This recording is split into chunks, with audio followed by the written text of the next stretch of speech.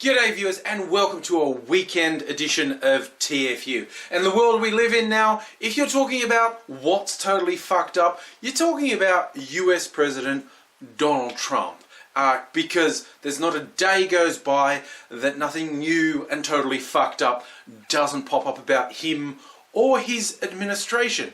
And he's doing his first major international trip as president, and it's basically fucked up from beginning to end. I mean, from just weird photo ops like the orb in Saudi Arabia. I mean, and it's just a photo, and it's supposed to be solidarity and togetherness thing, a little globe that's got a world map on it and is illuminated from within, and he's putting his hand on it with the Saudis and others and saying like, we're all in it together, we're going to fight terrorism together, but they're lit from below by a glowing globe that makes them look like some crazy conspiracy theorist nightmare about secret forces controlling the world. I mean, it's a really trivial example of the genre, but whenever Trump does something really fucked and people who are still stupid enough to defend him go, there's nothing wrong with that. Okay, no, just for a minute, humour me, just for a minute, imagine a photo where Obama, when he was president, posed with the Saudis putting their hand on a globe being menacingly lit from below. I mean, I would have heard Alex Jones's brain exploding from here in Australia. It's such a it's just that, like I said, in itself, it's not a bad thing. It's a symbol of solidarity. But how do they not have someone with enough intelligence to go, ooh, really? Really? The whole menacingly light from below, hands on... No, not good optics. Not a good visual. Maybe don't do that, because it makes you look like a crazy Illuminati world-controlling conspiracy. Even though you're too incompetent to actually be that, it kind of makes you look like that. So don't do it. And from Saudi Arabia, he went on to Israel, where he said, oh, I'm glad I'm out of the Middle East. And there was this great bit of video of where he said that, like, oh, I've left the Middle East.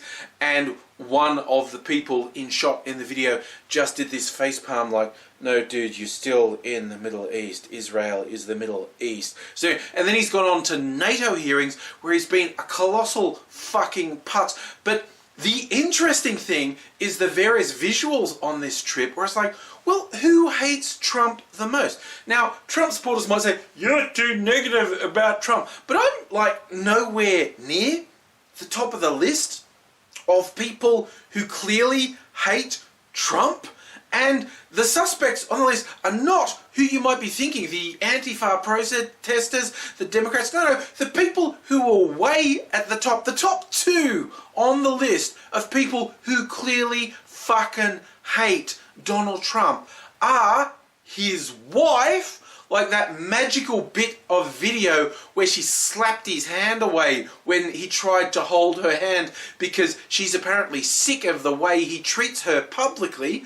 And the one that I never really expected to say, how much does the Pope hate Donald fucking Trump? I mean, the photos and video were just hilarious. The Pope's various reactions to Trump, like the clear disgust and unhappiness in his face, the glancing of, oh, you still here?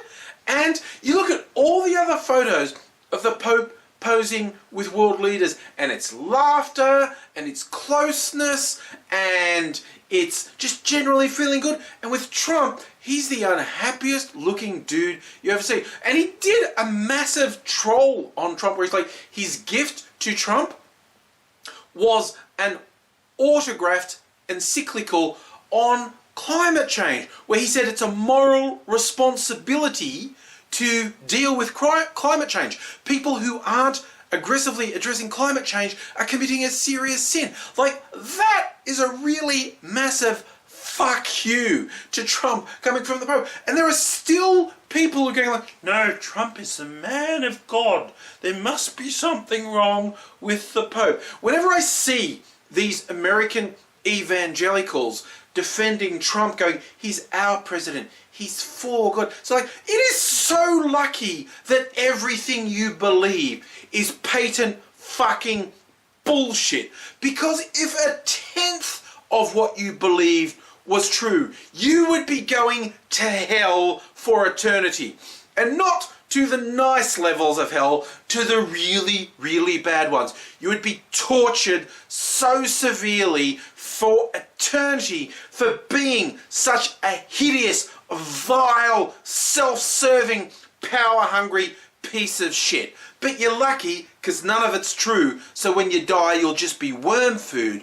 But if it was true, if even a little bit of the shit you spout was true, you would be punished for eternity. The idea of saying Trump, a self-confessed, a self-proclaimed sexual abuser, multiple divorcee, been accused of rape by multiple women, including an ex-wife, to say he is morally superior to the Pope, who, by the way, I'm not a colossal fan of, but saying Trump is morally superior to the Pope, that's pretty much a good bit of proof that you are the embodiment of evil.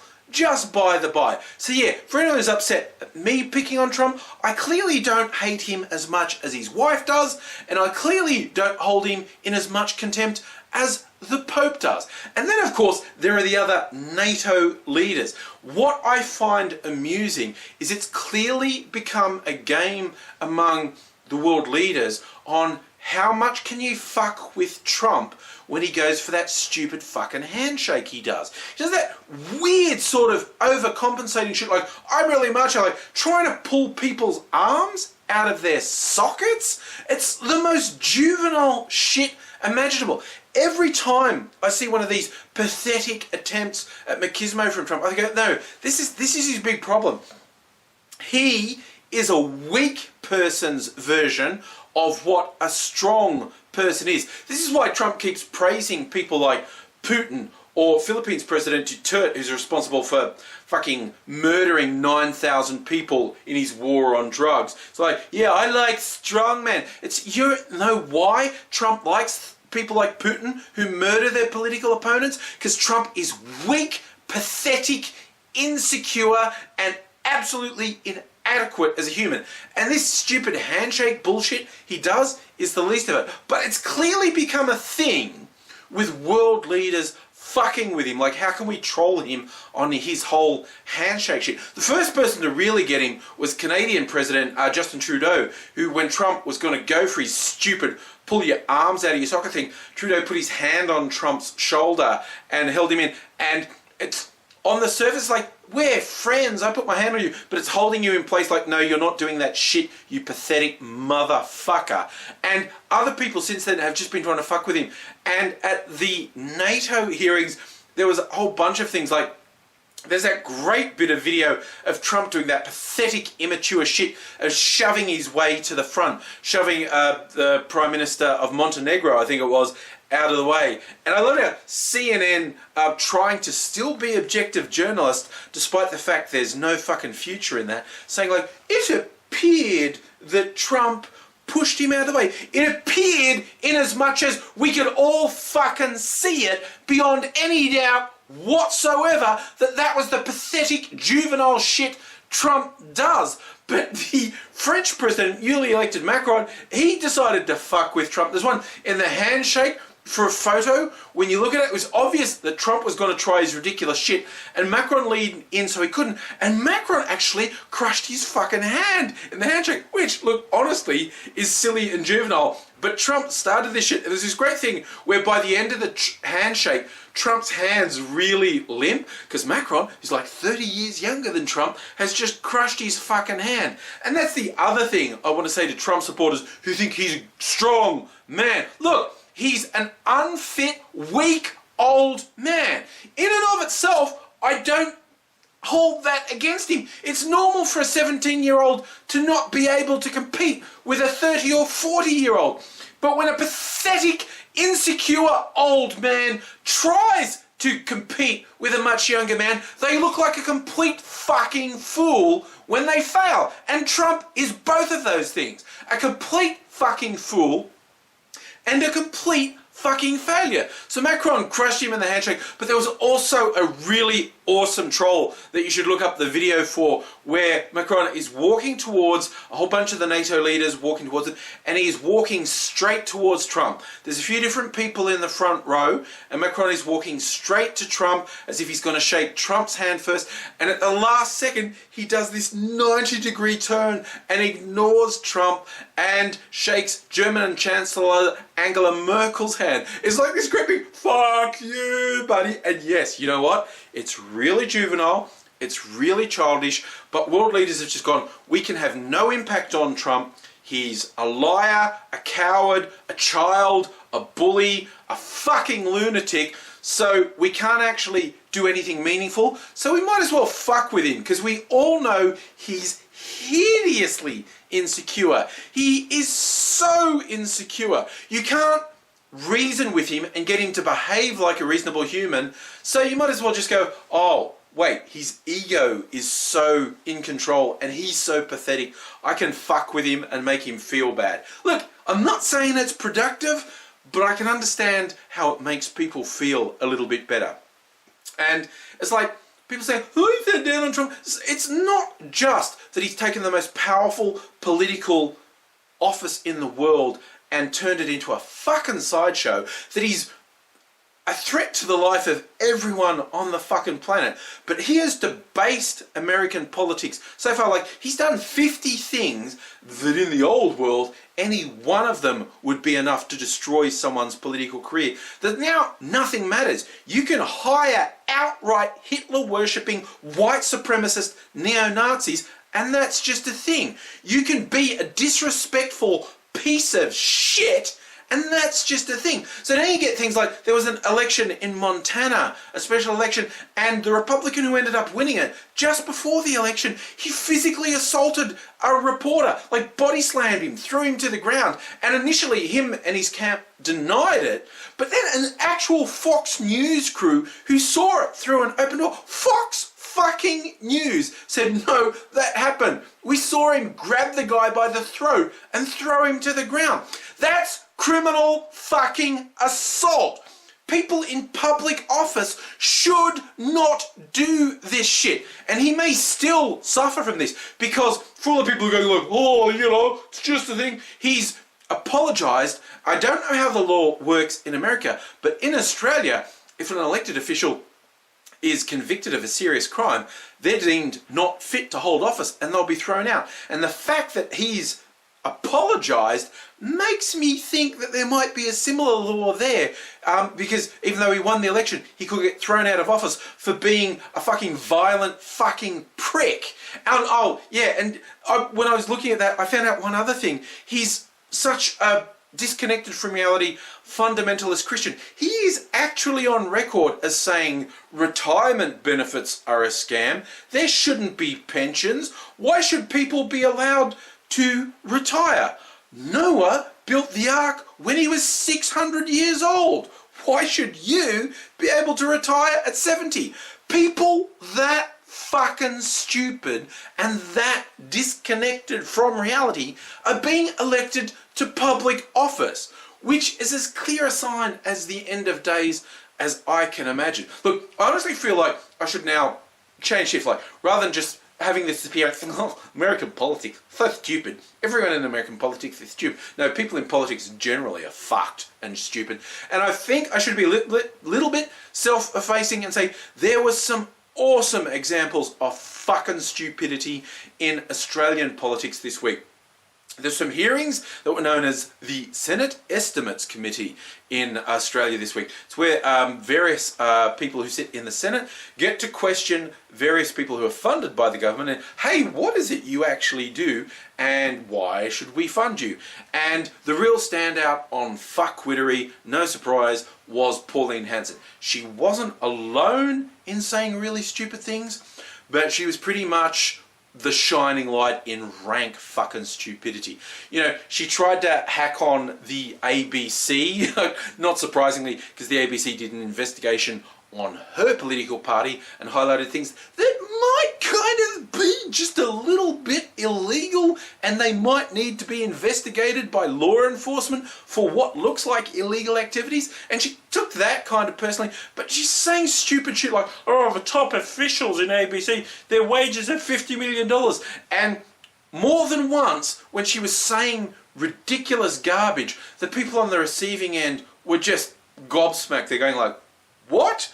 And when she's trying to suggest a really small number of senior ABC executives' wage bill went up to $50 million, she was just making stuff up, whether it's 10 or 50, but she's saying they paid $50 million. And the person from the ABC is just like, what are you talking about?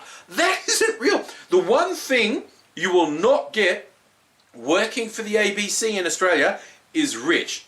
You might get your voice out there, you might get to be a cultural Marxist, you might get to subvert the minds of the public, but you will not get rich. This went on for a while with the person saying, what are you talking about?